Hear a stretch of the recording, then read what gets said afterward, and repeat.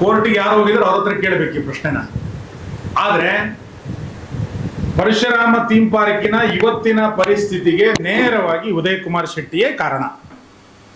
ಇದಕ್ಕೆ ಇನ್ಯಾರನ್ನೂ ಹೊಣೆ ಮಾಡ್ಲಿಕ್ಕೆ ಸಾಧ್ಯ ಇಲ್ಲ, ಅವ್ನು ಬೇರೆ ಇನ್ಯಾರು ಹೊಣೆಗಾರ ಆಗ್ಲಿಕ್ಕೂ ಸಾಧ್ಯ ಇಲ್ಲ. ಥೀಮ್ ಪಾರ್ಕ್ ಸರಿ ಇಲ್ಲ ಅಂತ ಹೇಳಿ ಬೊಬ್ಬೆ ಹೊಡೆದವರು ಅವರೇ.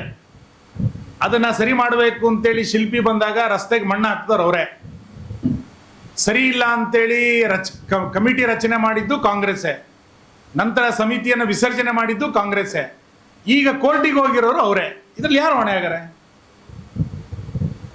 ಬಹಳ ಇದರಲ್ಲಿ ವಿಚಿತ್ರ. ಎಲ್ಲ ಮಾಡಿರೋದು ಅವರೇ.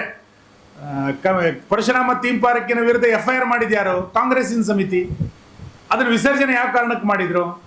ಈಗ ರಸ್ತೆಗೆ ಮಣ್ಣು ಹಾಕಿದವರು ಯಾಕೆ ಕೋರ್ಟಿಗೆ ಹೋದ್ರು? ಹಣ ಬಿಡುಗಡೆ ಮಾಡಿದಂಥದ್ದು ಯಾಕೆ ತಡೆದ್ರು?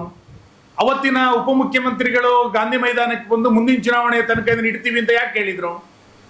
ನಾನು ಅವತ್ತು ಹೇಳಿದ್ದೇನೆ, ಪರಶುರಾಮ ಥೀಮ್ ಪಾರ್ಕ್ ಬಿಜೆಪಿಗೆ ಚುನಾವಣೆ ವಸ್ತು ಅಲ್ಲ, ನಮಗೊಂದು ಪ್ರವಾಸೋದ್ಯಮದ ವಸ್ತು. ಪರಶುರಾಮ ಥೀಮ್ ಪಾರ್ಕ್ ಕಾಂಗ್ರೆಸ್ಸಿಗೆ ಚುನಾವಣೆ ವಸ್ತು ಆಗಿರ್ಬೋದು, ನಮಗೇನು ಚುನಾವಣೆ ವಸ್ತು ಅಲ್ಲ. ಮತ್ತು ನಾವು ಮುಂದಿನ ಚುನಾವಣೆ ಇದನ್ನು ಬಳಸ್ಕೊಳ್ಳೋ ಪ್ರಶ್ನೆನೂ ಇಲ್ಲ, ನಮಗೆ ಚುನಾವಣೆ ವಸ್ತು ಅಲ್ಲ.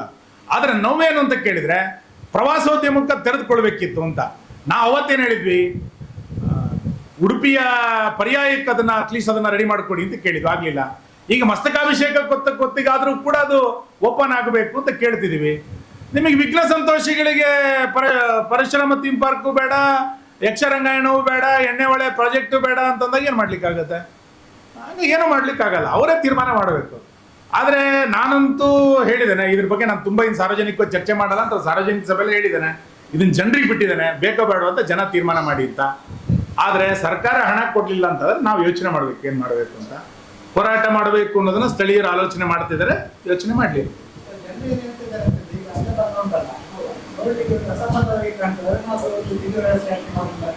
ಜಿಲ್ಲಾಧಿಕಾರಿಗಳು ಈಗಾಗಲೇ ಹೇಳಿದ್ದೇವೆ. ನಾನು ಜಿಲ್ಲಾಧಿಕಾರಿಗಳಿಗೆ ಪತ್ರವನ್ನು ಬರೆದಿದ್ದೆ. ಅಲ್ಲಿ ಕಳ್ಳತನ ಆದಾಗ ಅಲ್ಲಿ ಮೇಲ್ಗಡೆ ಬಿಡಪ್ಪ, ಕೆಳಗಡೆ ಕಾರ್ಯಕ್ರಮ ಮಾಡ್ಲಿಕ್ಕೆ ಅನುಮತಿ ಕೊಡಿ ಅಂತ ನಾನೇ ಪತ್ರ ಬರೆದಿದ್ದೆ. 10 ಸಂಘ ಸಂಸ್ಥೆಗಳು ಪತ್ರ ಬರೆದಿದ್ದಾರೆ ಜಿಲ್ಲಾಧಿಕಾರಿಗಳಿಗೆ, ನಮಗಲ್ಲಿ ಕಾರ್ಯಕ್ರಮಗಳನ್ನು ಮಾಡ್ಲಿಕ್ಕೆ ಅವಕಾಶ ಕೊಡಿ ಅಂತೇಳಿ. ಜಿಲ್ಲಾಧಿಕಾರಿಗಳು ಅನುಮತಿ ಕೊಟ್ಟಿಲ್ಲ. ನಾನು ಈಗಲೂ ಕೇಳ್ತೇನೆ, ನೀವು 2ನೇ ಮಾಡಿ 3ನೇ ಮಾಡಿಗೆ ಹೋಗ್ಲಿಕ್ಕೆ ಅನುಮತಿ ಕೊಡದಲೇ ಇರಿ, ಆದರೆ ಕೆಳಗಡೆ ಮ್ಯೂಸಿಯಂಗೆ ಹೋಗ್ಲಿಕ್ಕೆ, ಟಿವಿ ನೋಡ್ಲಿಕ್ಕೆ, ಕೆಳಗಡೆ ಆಡಿಟೋರಿಯಂನಲ್ಲಿ ಕಾರ್ಯಕ್ರಮ ಮಾಡ್ಲಿಕ್ಕೆ ಅನುಮತಿ ಕೊಡಿ, ಅಟ್ಲೀಸ್ಟ್ ಜೀವಂತವಾಗಿರ್ಲಿ ಅದು ಅಂತ. ಸರ್ಕಾರಕ್ಕೆ ಪ್ರವಾಸೋದ್ಯಮಕ್ಕೆ ಕ್ಯಾಬಿನೆಟ್ ಮಾಡಬೇಕು ಅಂತ ಅನ್ಸ್ಬೇಕಾದ್ರೆ ಇದು ಪ್ರವಾಸೋದ್ಯಮಕ್ಕೆ ತೆರೆದುಕೊಳ್ಬೇಕು ಅಂತೇಳಿ ಸರ್ಕಾರಕ್ಕೆ ಅನ್ನಿಸ್ಬೇಕಲ್ಲ. ಅನ್ನಿಸ್ಲಿಲ್ಲ ಅಂದ್ರೆ ಏನು ಮಾಡ್ಲಿಕ್ಕೆ ಆಗಲ್ಲ. ದ್ವಂದ್ವ ನಿಲುವು ಇರಬಾರ್ದು.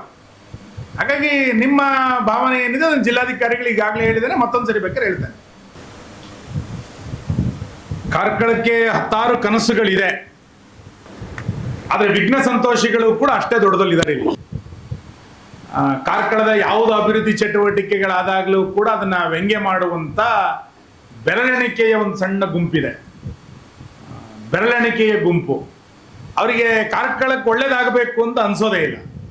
ಅವರು ಕಾರ್ಕಳಕ್ಕೆ ಪರಶುರಾಮ ಥೀಮ್ ಪಾರ್ಕ್ ಬೇಡ, ಕಾರ್ಕಳಕ್ಕೆ ಎಣ್ಣೆ ಹೊಳೆ ಬೇಡ, ಕಾರ್ಕಳಕ್ಕೆ ಯಕ್ಷರಂಗಾಯಣ ಬೇಡ, ಕಾರ್ಕಳಕ್ಕೆ ನ್ಯಾಷನಲ್ ಹೈವೇ ಬೇಡ, ಹಿಂಗೆಲ್ಲ ಮಾತಾಡ್ತಾ ಇರ್ತಾರೆ ಅವರು. ಅದಕ್ಕೆ ವಿಘ್ನ ಸಂತೋಷಿಗಳವರೆಲ್ಲರೂ ಕೂಡ. ಅದರ ನಡುವೆ ಕೆಲಸ ಮಾಡಬೇಕಾಗಿರುವಂಥದ್ದು ಒಂದು ಸಣ್ಣ ಸವಾಲಿದೆ. ಹಾಗಂತೇಳಿ ಅವ್ರು ಯಾರೋ ವಿಘ್ನ ಸಂತೋಷಿಗಳಿದ್ದಾರೆ ಎನ್ನುವ ಕಾರಣಕ್ಕೆ ನಮ್ಮ ಅಭಿವೃದ್ಧಿಯ ವೇಗ ಏನು ಕಡಿಮೆ ಆಗಿಲ್ಲ. ನಾನು ನಿಮ್ಮ ಮಾಹಿತಿಗೋಸ್ಕರ ಸುಮ್ಮನೆ ಹೇಳ್ತೇನೆ. ಇಲ್ಲಿ ಈಗ ಒಂದು ಹೊಸ ಪದ್ಧತಿ ಕಾರ್ಕಳದಲ್ಲಿ ಏನು ಶುರು ಆಗಿರೋದು ಅಂತ ಕೇಳಿದ್ರೆ, ನಮ್ಮ ಪರಾಜಿತ ಅಭ್ಯರ್ಥಿಯ ನೇತೃತ್ವದಲ್ಲಿ RTA ತಂಡ ಒಂದು ಪ್ರಾರಂಭ ಆಗಿದೆ ಕಾರ್ಕಳದಲ್ಲಿ ದೊಡ್ಡ ಸಂಖ್ಯೆಯಲ್ಲಿ. RTAಗೆ ಹಾಕೋದು ಅರ್ಜಿಗಳನ್ನ. ನಿಮಗೆ ಆಶ್ಚರ್ಯ ಆಗ್ಬೋದು, ನಾನು ಮೊದಲನೇ ಬಾರಿಗೆ ಇವತ್ತು ಹೇಳ್ತಾ ಇದ್ದೀನಿ, ಮಾರಿಗುಡಿಗೆ 780 ಅರ್ಜಿಗಳು RTAನಲ್ಲಿ ಬಂದಿದೆ. ಯಾರು ಮಾಡಿರೋದು ಅಂತಂದ್ರೆ ಮಾಜಿ ಕಾಂಗ್ರೆಸ್ಸಿನ ಪುರಸಭಾ ಸದಸ್ಯ ಒಬ್ಬರೇ 781 ಅರ್ಜಿಗಳನ್ನು ಕೊಟ್ಟಿದ್ದಾರೆ. ಅಭಿವೃದ್ಧಿ ಹೇಗಾಗ್ತದೆ?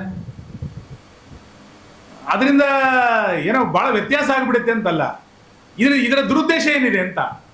ಇದು ಒಂದು ಇಲಾಖೆದಲ್ಲ, ಎಲ್ಲ ಇಲಾಖೆಗಳಲ್ಲಿ ಪರಾಜಿತ ಅಭ್ಯರ್ಥಿಯ ನೇತೃತ್ವದಲ್ಲೇ RTAಗಳನ್ನು ಮಾಡಿರೋದು. RTAಗಳನ್ನು ಕೊಟ್ಟು ಅಭಿವೃದ್ಧಿಗೆ ಬಹಳ ದೊಡ್ಡ ಪ್ರಮಾಣದಲ್ಲಿ ತೊಡಕು, ಅಭಿವೃದ್ಧಿಗಳನ್ನ ಪರೋಕ್ಷವಾಗಿ ಬೆದರಿಸೋದು, ಅಧಿಕಾರಿಗಳನ್ನ ಪರೋಕ್ಷವಾಗಿ ಬೆದರಿಸುವಂತ ಪ್ರಯತ್ನಗಳನ್ನು ಮಾಡಿ ಅಧಿಕಾರಿಗಳು ಕೆಲಸ ಮಾಡ್ತಾ ಇಲ್ಲ, ಅಭಿವೃದ್ಧಿಯು ಕೂಡ ದೊಡ್ಡ ಪ್ರಮಾಣದಲ್ಲಿ ವೇಗ ತೆಗೆದುಕೊಳ್ತಾ ಇಲ್ಲ. ಇಂಥ ಒಂದು ಪರಿಸ್ಥಿತಿ ಇದೆ. ಜನ ಇದಕ್ಕೆ ಎಚ್ಚೆತ್ತುಕೊಳ್ಬೇಕು ಅಂತ ನಾನು ವಿನಂತಿಸ್ತೇನೆ ಅಷ್ಟೇ, ಬೇರೆ ಏನು ಮಾಡ್ಲಿಕ್ಕಾಗಲ್ಲ. ಮತ್ತು ವಿಘ್ನ ಸಂತೋಷಿಗಳನ್ನ ಸಂತೋಷ ಪಡಿಸ್ಲಿಕ್ಕಾಗಲ್ಲ. ಅವರು ಒಳ್ಳೆಯದರಲ್ಲೇ ವಿಘ್ನವನ್ನು ಹುಡುಕೋದು, ಹಾಗಾದ್ರೆ ಅವ್ರನ್ನ ಸಂತೋಷ ಪಡಿಸ್ಲಿಕ್ಕಾಗಲ್ಲ. ನಾವು ಅದಕ್ಕಿಂತ ಒಂದು ಹೆಜ್ಜೆ ಸ್ವಲ್ಪ ದೊಡ್ಡದು ಹೋಗ್ಬೇಕು. ನನ್ನ ಸ್ವಭಾವ ಗೆರೆ ಅಳಿಸೋಲ್ಲ, ನನ್ನ ಸ್ವಭಾವ ನಾನು ಗೆರೆ ದೊಡ್ಡದು ಮಾಡ್ತಾ ಹೋಗ್ತೇನೆ.